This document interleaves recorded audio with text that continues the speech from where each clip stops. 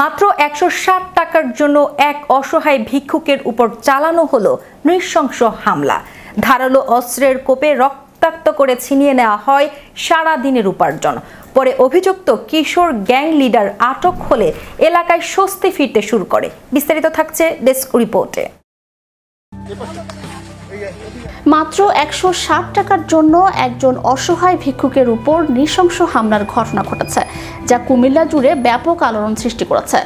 অভিযুক্ত কিশোর গ্যাংয়ের এক নেতাকে আটকের পর স্থানীয়দের মধ্যে কিছুটা স্বস্তি ফিরলেও ঘটনার ক্ষোভ এখনো তীব্র।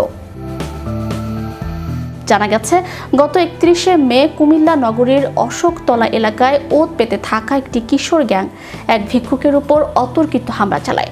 হামলাকারীরা ধারালো অস্ত্র দিয়ে তাকে এলোপাতাড়ি কুপিয়ে গুরুতর আহত করে। এরপর তার সারাদিনের ভিক্ষায় পাওয়া মাত্র ১৬০ টাকা ছিনিয়ে নিয়ে পালিয়ে যায়। রক্তাক্ত অবস্থায় ভিক্ষুককে উদ্ধার করে চিকিৎসার ব্যবস্থা করা হয়।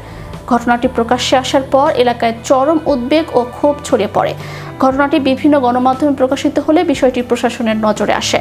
পরে স্থানীয় নেতাকর্মী ও এলাকাবাসীর সহযোগিতায় অশোকতলা জামে মসজিদের সিসিটিভি ফুটেজ পর্যালোচনা করা হয়। সেই ফুটেজ এবং স্থানীয়দের তথ্যের ভিত্তিতে অভিযুক্ত কিশোর গ্যাং লিডারকে শনাক্ত করা সম্ভব হয়। পরবর্তীতে অভিযুক্তকে আটক করা হলে বিষয়টি সংশ্লিষ্ট প্রশাসনকে জানানো হয়। দ্রুত পুলিশ ঘটনাস্থলে পৌঁছে তাকে নিজেদের হেফাজতে নেয়। পরে আইনানুগ ব্যবস্থা গ্রহণের জন্য তাকে থানায় নিয়ে যাওয়া হয়। স্থানীয় বাসিন্দারা বলছেন, কিশোর গ্যাংয়ের বেপরোয়া কর্মকাণ্ড দীর্ঘদিন ধরেই এলাকাবাসীর জন্য আতঙ্কের কারণ হয়ে দাঁড়িয়েছে। সামান্য অর্থের জন্য একজন অসহায় মানুষের উপর এমন হামলা প্রমাণ করে অপরাধীদের নির্মমতা কতটা ভয়াবহ পর্যায়ে পৌঁছেছে। তারা জড়িতদের বিরুদ্ধে কঠোর শাস্তির দাবি জানিয়েছেন। এদিকে প্রশাসনের পক্ষ থেকে জানানো হয়েছে, নগরীতে সন্ত্রাস, ছিনতাই এবং কিশোর গ্যাংয়ের অপতৎপরতার বিরুদ্ধে অভিযান অব্যাহত থাকবে।